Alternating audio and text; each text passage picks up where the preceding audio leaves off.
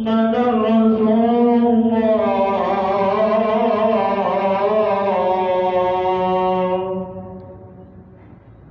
حي على الصلاة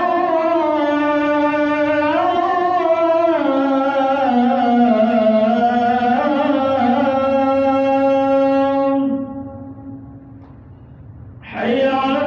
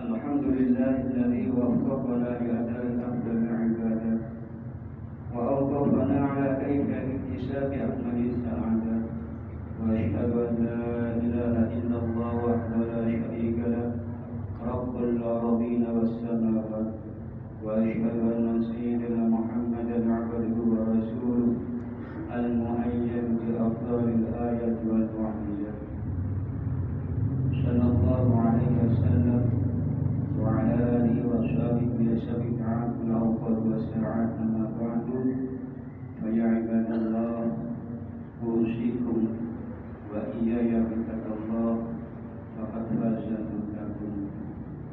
Hadirin jamaah Masjid Sabil Muttaqin insyaallah dirahmati oleh Allah Subhanahu wa taala. Mengawali perjumpaan kita di siang hari ini, mari kita senantiasa bertakwa kepada Allah Subhanahu wa taala. Tentunya takwa dalam artian imtithalu awamirillah wa ijtinabu nawahihi, yaitu melaksanakan segala apa yang telah diperintahkan oleh Allah dan menjauhi apa yang telah dilarang oleh Allah Subhanahu wa taala. Karena hadirin, tidak ada perkara yang bisa menyelamatkan kehidupan kita di dunia bahkan di akhirat kecuali takwa kepada Allah Subhanahu wa taala. Dan ini pun yang diwasiatkan Rasulullah sallallahu alaihi wasallam manakala ada seorang laki-laki datang dan menghadap kepada Rasulullah seraya berkata, "Ausini ya Rasulullah, wasiati aku ya Rasulullah." Rasulullah menjawab, "Alaika bittaqwallah fa innahu jam'u kulli khair." Senantiasa lah bertakwa kepada Allah, karena sesungguhnya takwa merupakan paling banyak mengumpulkan segala kebaikan. Hadirin jamaah rahimakumullah. Ada seorang wali besar di zaman yang bernama Syekh Abdul Abbas An-Nursi yang merupakan murid Syekh Abil Hasan Ali Asy'adili, seorang wali besar di mana ada orang mengatakan ketika aku sholat di belakang Syekh Abdul Abbas An-Nursi, aku melihat pancaran sinar memenuhi badannya. Saking begitu besarnya pancaran sinar sampai tak terlihat badan asli Syekh Abdul Abbas An-Nursi. Beliau Syekh Abdul Abbas An-Nursi mengatakan, "Awqatil abdi arba'ah." Waktu yang menghiasi kehidupan manusia itu ada 4. Kan lepas satu dari 4 ini. Satu nikmat, yang kedua musibah, yang ketiga buat, dan yang keempat adalah maksiat. Di mana satu persatu dari empat ini ada konsekuensi yang harus kita lakukan. Man kana waqtuhu an-ni'mah fasabilu asyukru. Apabila kita mendapatkan nikmat dari Allah Subhanahu wa taala, apapun itu bentuknya, berupa materi atau non materi, diberi kesehatan, diberi uang, diberi apa saja, maka kita harus bersyukur kepada Allah Subhanahu wa taala. Karena Syekh Athaillah As-Sakandari dan kitab Hikam mengatakan, man lam yashkurin ni'am faqad ta'arrada li zawaliha wa man syakara faqad qayyada bi qawliha. Barang siapa yang tidak mau mensyukur nikmat, berarti dia bersatu hilangnya nikmat tersebut. Dan barang siapa mensyukurinya, berarti dia telah mengikat nikmat tersebut dengan ikatan yang kuat. Artinya syukur fungsinya adalah mengikat nikmat tersebut supaya tidak hilang. Bahkan bukan hanya mengikat, malah akan menambah nikmat tersebut seiring dengan ayat la in syakartum la azidannakum wa la in kafartum inna adzabi lasyadid. Suatu ketika ada seorang sahabat bertanya kepada Siti Aisyah, berkata, akhbirina bi'ajab ma ra'aytu min Rasulullah sallallahu alaihi wasallam. Ya Aisyah, tolong ceritakan kepada kami yang pernah Anda lihat dari pribadi Rasulullah sallallahu alaihi wasallam yang paling menakjubkan. Karena kejadian ini jauh setelah Rasulullah sallallahu alaihi wasallam wafat.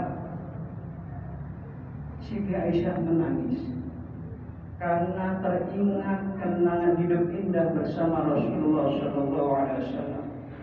Wa qalat ayyu sya'in lam yakun ajaban. Apa yang tidak menakjubkan dari pribadi Rasulullah sallallahu alaihi wasallam? Semua menakjubkan.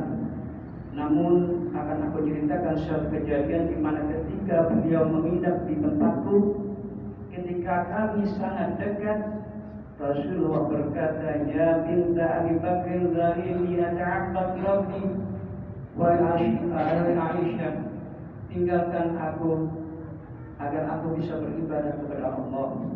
Rasulullah minta izin kepada istrinya untuk beribadah kepada Rasulullah sallallahu alaihi wasallam. Siti Aisyah berkata, inni uhibbu qurbak. Ya Rasulullah, sesungguhnya aku ingin, aku senang dekat denganmu. Tetapi karena Rasulullah ingin beribadah, lalu Siti Aisyah mengiyakan agar Rasulullah beribadah. Rasulullah mengambil air wudu, melaksanakan sholat. Summa qama yusalli fabaka hatta salat dumu'uhu ala sadri. Rasulullah melakukan sholat dengan diiringi tangisan sampai air mata beliau bercucuran membasahi dada beliau. Beliau rukuk sambil menangis, sujud sambil menangis, mengangkat kepala sambil menangis, dan itu beliau lakukan sampai adzan subuh. Melihat kejadian ini, Siti Aisyah tak tega dan bertanya kepada Rasulullah, ya Rasulullah, ma yubkika? Faqad ghafarallahu laka ma taqaddama min dhanbika wa ma ta'akhkhar. Ya Rasulullah, apa yang membuat Anda menangis? Padahal Allah telah mengampunimu dosa yang telah lalu dan dosa yang akan datang. Apa jawaban Rasulullah? Afala akunu 'abdan syakura. Tidak bolehkah aku menjadi hamba yang pandai bersyukur? Karena sudah mendapatkan fasilitas dari Allah berupa dosa yang telah lalu dan yang akan datang diampuni. Padahal kita tahu Rasulullah tidak pernah melakukan dosa. Tetapi ini tidak membuat Rasulullah terhenti. Beliau senantiasa bersyukur kepada Allah Subhanahu wa taala dengan melakukan ibadah sampai tawarrulat qadamah, bahkan kaki beliau sampai bengkak, begitu lamanya beliau melaksanakan ibadah kepada Allah Subhanahu wa taala. Itu yang pertama. Yang kedua, man kana waqtu al-baliyah fasada ridha bil qada was sabr. Manakala kita mendapatkan musibah cobaan dari Allah, maka kita harus ridho dan bersabar akan ketetapan dari Allah Subhanahu wa taala. Karena Allah Subhanahu wa taala telah berfirman, وَلَنَبْلُوَنَّكُمْ بِشَيْءٍ مِنَ الْخَوْفِ وَالْجُوعِ وَنَقْصٍ مِنَ الْأَمْوَالِ وَالْأَنْفُسِ وَالثَّمَرَاتِ وَبَشِّرِ الصَّابِرِينَ. Dan sungguh akan kami berikan cobaan kepadamu dengan sedikit ketakutan, kelaparan, kekurangan harta, jiwa dan buah-buahan, dan berikanlah berita gembira kepada Allah dan kepada orang-orang yang bersabar. Kita tahu imam kita Imam Asy-Syafi'i orang besar, tetapi cobaan yang menimpa beliau sangat besar. Apa? Senantiasa mengidap penyakit yaitu lupa.